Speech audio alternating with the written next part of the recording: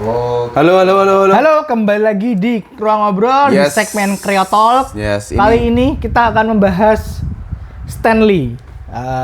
Banyak yang banyak yang memadankan dia dengan bapak komik Amerika ya. Walaupun sebenarnya nggak tepat juga sebenarnya Mas ya. Iya, bahwa sumbangsinya luar biasa besar, kontribusinya. Ya, gitu. Tapi kayaknya nggak sesederhana dia adalah bapak komik Amerika ya, gitu. Karena di luar itu ada nama Will Eisner juga. Benar, ada gitu. siapa itu Newgate siapa? Oh, enggak, kalau itu kan Jack Kirby. Jack Kirby. Tapi kan ini dua hal yang berbeda karena Stan Lee itu tidak gambar, Jack Kirby tidak nulis. Kalau Will Eisner nulis dan gambar, gitu. Tapi enggak lah, kita nggak bahas itu. Segmen Creotalk ini tidak hanya untuk mangaka ya, by the way. Ini untuk artis dan juga apa namanya writer di Amerika juga. Jadi ada kemungkinan nanti kita akan membahas Jack Kirby, Steve Ditko kita udah pernah. Mungkin yang jelas Geoff Johns pasti nanti akan kita bahas karena pengaruhnya juga luar biasa. Betul sekali, betul sekali. Termasuk Alan Moore, Jim Lee itu nanti akan kita bahas satu-satu. Yes. 1 bulan sekali. Ya, itu dia. Nah, kali ini giliran Stan Lee yang beliau udah meninggal dan semua penonton MCU pasti tahu siapa Stan Lee. Iya, ada cameo-nya. Ada cameo-nya. Nah, gitu. Stan Lee ini sebutkan cameo Stan Lee di semuanya dong. Di kolom komentar. Oke. Aku tuh Stan Lee taunya tentu saja dari Wizard. Tentu saja dari Wizard. Tidak mungkin tidak dong, tidak dari Wizard. Bahwa beliau adalah kreator. Nah, yang disebut-sebutkan beliau itu kreator, Mas. Bener kan? Kreator. Bukan penulis. Bukan kreator, termasuk katanya Fantastic Four. Termasuk nanti ada banyak kontroversi yang menyelubungi beliau, nanti akan kita bahas agak belakang ini. Iya. Jadi bersiaplah, konten ini akan mungkin 2,5 jam. Enggak. Oke, minum dulu. Cuma segini. Oke. Nah, Stan Lee betul, aku juga lebih mengenal beliau lewat Wizard. Sebelumnya sih tahu bahwa nonton Spider-Man di animated series di Minggu pagi di RCTI itu ada nama Stan Lee. Terus kalau nonton film-film Spider-Man itu juga ada nama Stan Lee gitu. Aku nggak notice itu. Ya. Kamu masih kecil pas itu. Gitu. Jadi tidak salah. Jadi selisih umur kami terlalu jauh. Aku mungkin dekat sama Stan Lee kali ya. Iya. Jangan gitu dong. Omongnya bahaya tuh. Jadi beliau itu kalau di Marvel, terutama di Marvel disebutnya The Man. Kalau Jack Kirby disebutnya The King, karena King of Drawing-nya itu Jack Kirby. Kedahsyatan gambar beliau nanti ada kontennya sendiri. Tapi kenapa The Man? Karena Stan Lee ini yang ngasih soul human ke setiap karakter-karakter yang ada di Marvel. Iya. Gitu. Nah, karirnya tuh unik karena dia tuh tidak pernah bertujuan ingin menjadi kreator komik. Nah, itu juga komik. Aku ketika membaca di Wizard tuh, dia kan karirnya dari Office Boy-nya untuk Jack Kirby dan Joe Simon. Mereka berdua kreatornya Captain America. Gitu. Jadi Proud Pencil yang beliin tinta apa segala macam asisten kayak gitu. Asisten. Tapi bukan asisten yang gambar ya, asisten orang gitu. Nah, kemudian hal-hal terjadi di mana Stan Lee semakin dibutuhkan, dia nyoba nulis segala macam, akhirnya works. Tulisannya juga macam-macam. Dulu ada Tales of Suspense, ada misteri, ada romance, Journey of Mystery itu ya. Iya, gitu. Nah, nama Stan Lee kan sebenarnya Stanley Lieber kan namanya gitu. Nah, cuman dia pengen make nama Stanley Lieber itu untuk bikin novel. Karena penulis novel itu kan bergengsi sekali. Bener pada saat itu ya. Ya, sebenarnya sampai sekarang juga. Cuman gitu. Kalau di Amerika dulu kan emang novel jauh lebih prominen ya. Ya, karena komik tuh pada saat itu ya anak-anak lah. Ya benar, untuk anak-anak. Belum seperti sekarang yang tidak dilihat sebagai sebuah industri khusus ya. Nah, kalau di Indonesia kan masih di situ. Ya. Nah, terus ya udahlah pakai Stan Lee. Gitu dia pakai itu. Makanya awalnya aku kira tuh dia orang Cina. Iya, ya karena ada Bruce Lee. Ya, awalnya gitu. Ya meskipun Bruce Lee orang Hong Kong sih, tapi ya udahlah. Hong Kong gantinya sama kan? Sekarang ya. Gitu. Kan sama-sama manhwa. Betul sekali. Nah, jadi akhirnya berkembanglah yang namanya teman-teman Marvel Method atau metode Marvel, penulisan Marvel tuh. Jadi Stan Lee itu setauku inventor ya memang. Ya, jadi tapi tanpa sengaja karena dia itu pada akhirnya ngurusin macam-macam jadi editor sampai jadi editor in chief segala macam, pemret gitu ya, banyak yang diurusin. Pada saat dia nulis cerita Riz, itu tuh dia nggak nulis naskah, dia nggak nulis siapa dialognya apa, itu dia nggak nulis itu. Dia cuman bikin 24 halaman ini ceritanya apa, siapa yang ada di sana, kejadiannya apa, terus dikasih ke Jack Kirby, dikasih ke nanti John Romita, siapapun itu, dan semua dikembangin. Begitu halaman demi halaman nyampe ke dia baru mikir, oh ini dialognya ini, oh ini dialognya ini, oh ini dialognya ini. Kenapa kayak gitu? Karena dia nggak punya waktu.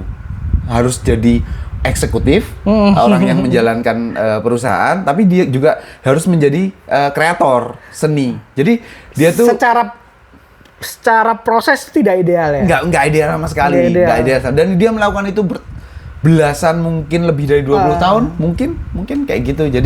Jadi orang-orang tuh kayak nama Stan Lee tuh hampir sepadan dengan Marvel Comics itu sendiri, gitu. House of Ideas kan juga dari beliau kan? Betul sekali. Karena gagasan-gagasannya kan banyak banget.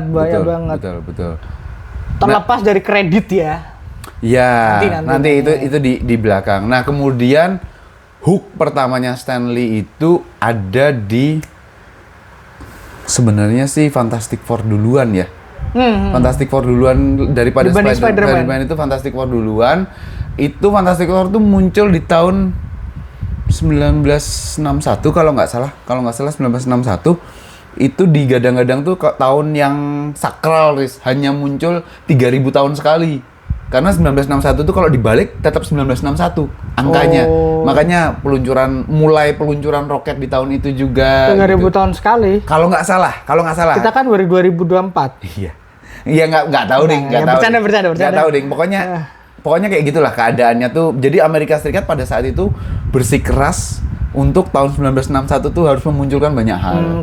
Termasuk ternyata komik. Nah, Fantastic Four itu juga muncul karena Stan Lee dan Jack Kirby itu ngelihat keberhasilan Justice League. Kok bisa sih? Ya udah kita bikin tim juga deh. Ternyata jadinya tim keluarga yang lebih dahsyat efeknya secara karakter ya. Iya karena ya itu beda cerita ya bagaimana Justice League dan Fantastic Four tuh itu berbeda cerita sih. Walaupun apa ya, tentu saja banyak orang lebih mensinonimkan Stan Lee itu dengan Spider-Man karena dalam dunia komik Amerika Serikat dalam perjalanannya, Spider-Man itu kan game changer ya. Fantastic Four itu game changer secara tim, secara keluarga, tapi tidak game changer secara usia superhero-nya. Nah, Spider-Man itu remaja. Kalau yang lainnya orang dewasa, laki-laki dewasa atau perempuan dewasa. Dan secara umum memang superhero tuh begitu ya, orang tua lah, orang dewasa. Orang dewasa, makanya oleh editornya, atasannya, publishernya Stan Lee pada saat itu siapa sih? Aku lupa. Itu tuh naskahnya kan jelas ditolak ya. Si Kita udah cerita sedikit di Stan Ditko. Tadinya berubahnya pakai cincin mirip The Fly atau Flyman gitu, aku lupa. Terus Steve Ditko yang bilang kalau nggak salah, ini kan mirip The Fly gitu. Oh iya, terus digantilah sama si Stan Lee. Nah, ditolaknya kan karena memang pertama ini remaja, tidak good looking, jadi siapa yang membaca gitu. Terus akhirnya ditaruh di Amazing Fantasy yang pada saat itu mau edisi terakhir karena nggak laku. Nah, begitu di Amazing Fantasy itu terus kemudian laku keras banyak, bukan laku keras dalam artian gimana ya, tapi surat pembaca tuh masuknya banyak gitu, mengharapkan Spider-Man makanya kemudian Amazing Spider-Man kan. Betul. Menjadi sedikit mirip sama Final Fantasy kan, karena menjadi game terakhirnya Squaresoft pada saat itu ternyata gila-gilaan lakunya gitu. Jadi disitulah yang kemudian orang tuh kayak ternyata kreator lain ya dan penerbit lain dalam hal ini DC gitu, jadi mikir kayak ternyata nggak harus dewasa, nggak harus. Makanya pengembangan roster remaja pada saat itu gede-gedean, termasuk ada Teen Titans. Ya. Kan sebelum ada Yang Avengers kan sudah lebih dulu ada Teen Titans. Itu karena kesuksesan Spider-Man sebagai remaja. Ya. Miserable ya, lebih tepatnya remaja miserable. Betul. Dan Stan Lee melalui Spider-Man itu benar-benar bisa dapat formula down to earth-nya superhero Marvel. Oke lah, Fantastic Four itu juga ada di New York, tapi Fantastic Four itu kan tidak tersentuh ya di Baxter Building, di lantai paling atas sendiri. Richard sepintar itu, Susan Storm secantik itu misalnya kayak gitu, terus Johnny Storm ganteng, playboy, si The Thing nggak disukai banyak. Semaskulin itu, tapi secara wujud semonster itu gitu. Distinct sekali lah dengan kita kan. Betul, tapi Spider-Man tuh kayak kalau kita in the neighborhood di Queens gitu, kayak pada saat itu ya, remaja-remaja pada saat itu, kayaknya aku Spider-Man deh. Kayaknya aku ini rumahnya Spider-Man loh di komplek ini, kayak gitu tuh. Makanya Street Heroes tuh juga kemudian jadi populer. Betul. Street Heroes tuh. Di Hell's Kitchen kemudian. Ada Daredevil dan sebagainya. Tangan dinginnya Stan Lee emang menelurkan banyak sekali. Betul. Banyak yang gagal juga, tentu saja. Betul. Itu kan yang House of Ideas itu kan bahwa bikin aja dulu. Bikin aja dulu. Kalau gagal ya udah kita bikin baru dan sebagainya. Nah, kemudian nama Stan Lee itu kemudian semakin mengerucut ke tadi Spider-Man, terus kemudian Fantastic Four. Meskipun ada tandemnya ya kayak Jack Kirby. Dia tidak pernah sendirian. Betul, tapi ini kan kita ngomongnya Stan Lee-nya. Jadi kita fokus ke Stan Lee-nya. Terus kemudian yang berhasil juga X-Men gitu. Daredevil itu enggak. X-Men itu kan basically pembantaian Yahudi kan. Betul sekali. Basically itu, dan basically Stan Lee-nya kan juga dari sana. Stan Lee-nya kan juga itu kan. Jadi Daredevil itu karakter yang dia pernah bilang karakter yang paling dia sukai. Tapi susah dia apa-apain karena kalau orang buta secara superhero disabilitas kan. Betul. Before it's cool ya, seperti sekarang ya. Before it's cool. Gitu. Jadi inklusivitas itu sebenarnya di dunia komik superhero itu dari dulu, terutama Marvel ya. DC nggak gitu. DC kan God ya. Terutama Marvel, inklusivitas tuh melalui tangan dinginnya Stan Lee itu udah disuntikkan banyak sekali. Gitu. Nah, yang menarik lagi adalah ada hal Easter egg atau gimmicky untuk karya-karyanya, karakter kreasinya Stan Lee ini adalah inisialnya kan sama. Peter Parker PP, Matt Murdock MM, Reed Richards RR, Bruce Banner BB, terus kemudian apa lagi ya?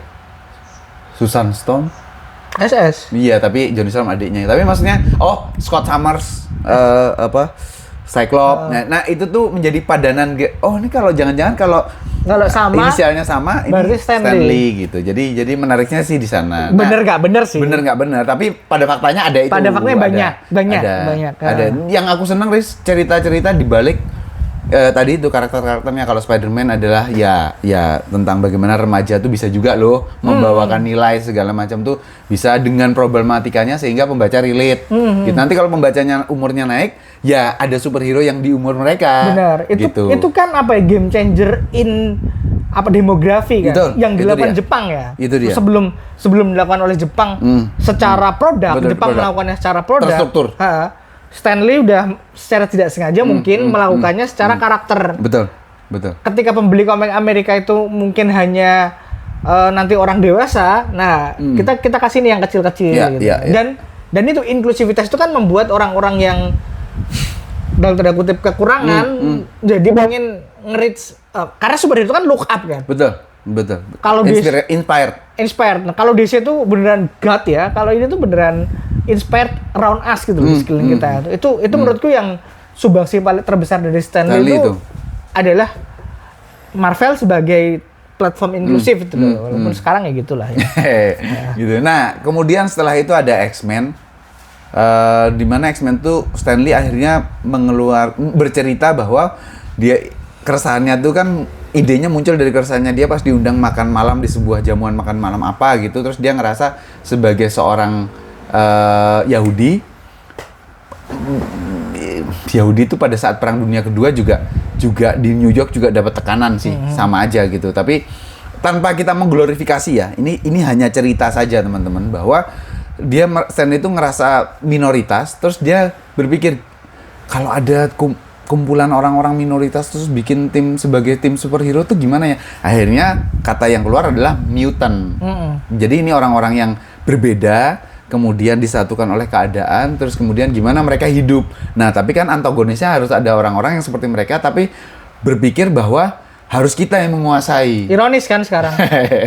Ironisnya sekarang itu kan. Itu dia. Laknat ya. Itu dia. Jadi, nah kemudian lahirlah X-Men. Nah, pada X-Men kan. X-Men. M-E-N. Iya kan. Ya. Berarti Bari ya? Itu M-A-N. Oke, jadi mohon maaf, astagfirullahaladzim. Maaf. Oke. Gitu. Jadi tidak bermaksud tidak bermaksud gimana ini jokes saja, ini jokes saja. Jadi X-Men itu asiknya adalah aku tuh selalu sering kali bilang ini bahwa kamu juga pasti sadar, teman-teman yang baca komik Amrik juga pasti sadar, X-Men dan judul-judul X-Men itu bahkan tidak di Marvel pun jadi perusahaan. Memang, iya. Gitu macem-macem judulnya, gila. Ada alasan kenapa Fox gak mau ngelepas sampai dibeli. Iya kan? Iya. Ada alasan X-Men karena basically kamu bisa bikin Avengers sendiri. Betul. Dari X-Men gitu. Betul. Kamu bikin Wolverine sendirian tuh oke. Kamu kalau mau ndake-ndake bikin film Cyclops gitu, ya bisa. Jelas ada X-Force gitu kan. Jelas ada Brotherhood Mutant gitu. Jadi X-Men tuh menarik. Aku bukan penggemar X-Men. Aku sama sekali bukan penggemar X-Men. Tapi aku nggak bisa baca X-Men, capek. Capek memang. Tapi somehow X-Men tuh works gitu loh. Apa karena diverse-nya di Amrik kapan kita bahas ngejak Mas Gabe kali ya. Oh, iya. X-Men tuh Gabe menguasai sekali. Mungkin dia mau sorry gitu. Jadi sediverse itukah di United States of America? Harusnya begitu ya. Harusnya gitu ya. Karena produk seni itu kan selalu cerminan tatanan sosial pada saat itu kan. Dimanapun itu, mau di Eropa, mau di Indonesia juga, mau di Amerika, mau di Jepang, mau di Arab Saudi, ada nggak ya? Ada. Sekarang Arab Saudi udah ada sekarang kan dulu maksudku. Iya. Nah itu makanya menurutku bagaimana Stan Lee menciptakan karakter-karakter termasuk X-Men itu adalah bagaimana bentuk tatanan sosialnya seperti itu. Makanya superhero yang dibikin sekarang, Mas. Aku mau nyontohin statik dari DC itu kan juga tatanannya sekarang seperti itu. Kenapa kulit hitam? Lightning segala. Kenapa kulit hitam tuh diperbanyak? Karena emang secara tatanan sosial kita sekarang lagi tanpa bermaksud gimana pro sama black gitu. Makanya banyak di BLM ya. Betul. Ya di Amerika itu udah lama digulirkan itu udah. Termasuk kalau sekarang adalah Asia. Betul. Lebih banyak superhero berdarah Asia. Iya. Ada Superman Cina. Betul. Ada Superman Cina. Beda logonya. Logonya Yin Yang tuh aneh banget sih. Tapi ya udah lah ya. Itu. Nah, Kenan Kong. Aku baca komiknya aneh sekali sih. Yes. Unik. Oh, ya. Spider-Man India juga ada. Jauh sebelum itu Grant Morrison udah bikin Batman Incorporated. Yang mana ada Batman Jepang, ada Batman Iya. Batman Meksiko aneh banget kan. Betul. Nah, kembali lagi ke Stan Lee. Tadi aku udah nyebutkan karakter-karakternya termasuk Hulk segala macam. Nah, kayak Hulk gitu juga nggak bisa sampai ke titik peak di mana bukan penjualan ya. Artinya karakternya jadi orang kayak aku ngefans banget. Yang ngefans banget jelas ada, tapi secara wujud kan ya karena Hulk memang mungkin decide for that ya, didesain untuk itu ya. Agak berbeda dengan Fantastic Four dan lain-lain. Ya mereka memang didesain untuk di atas, Mas. Terutama Spider-Man. Dan sekarang Iron Man ya. Iron Man itu Stan Lee bukan juga nggak sih? Seingatku bukan deh. Seingatku sih bukan, tapi yang jelas bagaimana Tony Stark itu di crafting secara karakter jelas ada unsurnya dia. Tapi aku nggak melihat created. Benar, aku juga ciri khasnya Stan Lee itu nggak ada di karakter Tony. Kalau kita ngelihat origin ya. Nah, masalah itu dia kemudian yang menjadi problematiknya. Bahwa banyak yang merasa Stan Lee dikreditkan untuk karakter-karakter yang bahkan dia tidak membuat. Asosiasinya adalah karakter Marvel itu ya Stan Lee. Nah, itu kemudian yang jadi problem yang Stan Lee menurutku juga beliau menikmati itu sih. Karena apalagi kasus yang soal Steve Ditko ya, tidak ada upaya untuk memberikan klarifikasi, terus spotlight juga kepada Steve Ditko selaku yang sama-sama membuat Spider-Man berdua, bukan cuma satu sekarang orang. Udah muncul ya? Sekarang udah muncul. Nah, itu seperti halnya kalau di Batman ada Bill Finger. Ada Bill Finger juga. Itu hal-hal. Tapi sekali lagi teman-teman, soal copyright itu kan di Amerika itu kan emang baru-baru ini, mungkin baru 10 tahun, 15 tahunan ini menjadi isu gede, yang mana akhirnya orang apa ya, gini bahasanya mungkin bahwa Stan Lee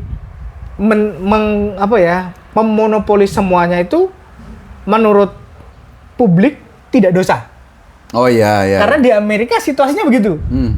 Dan kalau mau ditarik lebih dalam lagi, publik juga kalau mau mencari tahu lebih dalam lagi bahwa oh ya emang Stan Lee terlibat itu. Cuman masalah copyright atau lisensi atau hak cipta itu memang bukan di situ sebenarnya. Benar. Sebenarnya. Kalau mau di utak-atik juga sebenarnya yang punya Marvel. Iya, as a company. Kalau sekarang kita Disney ya. Kalau kita mau kulik lebih jauh ya. Masalahnya kan sekarang kan rekognisi itu kan lebih betul. Lebih dihargai ya. Rekognisi dihargai oleh kaliber. Malah dihargai. Makanya banyak penggemar komik, terutama penggemar komik ya. Penggemar komik yang tidak begitu suka dengan Stan Lee. Nah, ya. Karena ya merasa beliau itu mengangkangi semuanya sendirian. Padahal dari semua karyanya, jasa ilustratornya itu hampir jarang sekali disebut. Ya. Nah, itu kontroversi seputar Stan Lee. Dan ya beliau seperti menikmati spotlight-nya. Kecuali kita nggak ngerti ya gimana. Iya. Karena pada akhirnya kasusnya setelah beliau meninggal juga keluarga berusaha dapetin rights-nya lagi untuk keluarga sendiri gitu. Nah, kecuali artis atau comic book artis yang memang namanya udah sebesar Stan Lee kayak Jack Kirby, itu nggak bisa diapain. Kalau itu mah udah jelas. Nggak bisa kangkangi lah. Kalau Jack Kirby berdiri sama tinggi. Betul. Soalnya Jack Kirby nggak cuma di Marvel. Itu dia. DC juga. Belum karyanya yang lain. Iya. Menarik sih, nanti kita ngobrolin Jack Kirby, menarik. Nah, satu hal lagi Riz yang menurutku secara perjalanan Stan Lee itu menarik adalah pada saat beliau memulai karir tuh hanya ingin punya gaji untuk bisa makan siang setiap hari sandwich cheese. Sampai akhirnya dia di level di level yang kita tahu, tapi perjalanannya itu menunjukkan bahwa dia pernah ada di suatu pusaran dalam tanda petik konflik yang kebenarannya kita nggak tahu, yang kemudian konflik ini membuat Joe Kirby, Joe Simon dan lain-lain itu pindah ke DC. Tapi Stan Lee itu kayak disalahkan. Ini gara-gara Stan Lee nih yang ngomongin kita nih kayaknya Stan Lee deh ke Marvel sehingga kita diginikan gitu. Tapi Stan Lee tuh memutuskan untuk diam saja. Dia juga nggak bilang apa-apa tentang oke, teman-teman, sebenarnya tuh gini, atau dia ngomong ke Marvelnya juga sebenarnya gini. Dulu namanya bukan Marvel ya. National Publication, aku lupa, Timely Comic atau apa gitu.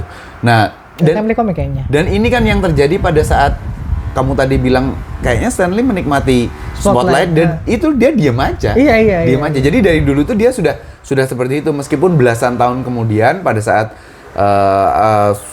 pengerjaan apa gitu aku lupa, Jack Kirby ditelepon oleh seseorang dari Marvel yang minta Jack Kirby itu balik, ya seseorangnya itu adalah editor in chief yaitu Stan Lee. Jadi dalam kurun waktu beberapa tahun dia udah nyampe ke situ gitu. Jadi etos kerjanya, dedikasinya, profesionalitasnya, kreatorismenya dia udah nggak diragukan. Kalau nggak salah dulu ada acara di Amrik Mas ya yang Who Wants to Be Superhero. Ya, itu ada 2 season. Itu salah satu jurinya atau memang jurinya Stan Lee. Jurinya memang Stan Lee itu. Ya. Makanya sebenarnya Stan Lee itu dibandingkan kreator, dia tuh lebih ke entrepreneur sih. Iya, betul sekali. Karena dia kreator itu kan punya ego kreativitas ya.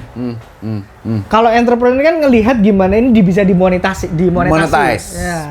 Jadi menurutku perbedaan mendasar dari Stan Lee dan kreator-kreator lain kayak Steve Ditko terus Bill Finger itu kan mereka punya ego yang aku tuh as an artist maksudku rekognisi itu harus datang, bukan diminta. Bukan diminta. Ya. Iya kan? Ya. Nah, makanya kemudian ada masalah-masalah ya. Karena mereka juga tidak secara aktif fight ya. Pada waktunya. Kebanyakan kreator kan begitu mungkin ya. Makanya. Kayak, ya wes lah. Karena sedangkan Stanley dia mempainting dirinya seperti apa. Itu kan pola pikir entrepreneur. Betul. Itu juga yang mohon maaf mungkin Tezuka juga agak mirip seperti itu. Oke. Kalau kita bandinginnya dengan Shotaro Ishinomori yang dia sangat artis gitu. Iya. Sangat seniman. Tezuka lebih sangat entertainer. Lebih entertainer. Ya. Betul. Nah, itu yang kemudian resultnya menjadi sangat berbeda. Bahwa Stanley ada di dua dunia ini dan mampu, bahwa yang lain nggak mampu. Kita pernah sedikit bahas ini. Yang ingin mencoba itu Geoff Jones sebenarnya, tapi gagal. Nah, di bawah Stanley jauh, tapi meskipun berhasil juga, kita udah pernah bahas adalah Todd McFarlane. Iya, itu tuh, tapi levelnya jauh di bawah Stanley, tapi berhasil. Tapi caranya dia untuk melihat sebuah karya itu bukan sebagai anak, tapi sebagai komoditas. Betul. Nah, itu dua perbedaan yang membuat outputnya juga mungkin akan berbeda. Betul sekali. Jadi kemana-mana bro aja. Iya sih. Jadi ya itu tadi Stanley teman-teman. Tentunya kita nggak bahas di sini dan aku juga nggak bisa bahas lebih lanjut, lebih dalam juga bahwa Stanley itu juga pernah berusaha, orang yang pernah berusaha membawa Super Sentai ke dunia kita udah pernah Hollywood. Kita udah pernah bahas soalnya itu di Battle Fever G kalau gak salah kita udah pernah bahas itu. Iya. Tapi ada cerita karena lebih dalam. Quirkness-nya Sentai itu kan sangat beresonansi dengan karya-karyanya Stanley kan. Quirknya loh. Walau sekarang Quirk dipakai oleh Boku no Hero Academia. Iya, yang mana Boku no Hero juga kita pernah bilang bahwa itu adalah X-Men-nya Jepang. Benar. Gitu sih. Muter sih. Menarik, menyenangkan sekali ngelihat muter tuh. Ya. Jadi ya itu dia teman-teman Kreatalk untuk Stanley yang sudah banyak memberi inspirasi. Harusnya ini tayang Januari sih harusnya. Harusnya ya. Harusnya tayang Januari. Oke. Itu dia. Apalagi udah sih? Udah sih itu aja sih. Udah 26 menit juga. Udah cukup panjang kita bahas Stanley. Nanti kita akan ketemu lagi di Kreator yang lain. Apakah itu mangaka? Silakan request aja. Cuman ini sebulan sekali ya. Jadi tidak lama, tidak akan terlalu cepat. Betul. Karena ya we will stick with you. Sampai ketemu lagi teman-teman di Kreator selanjutnya. Thank you, bye.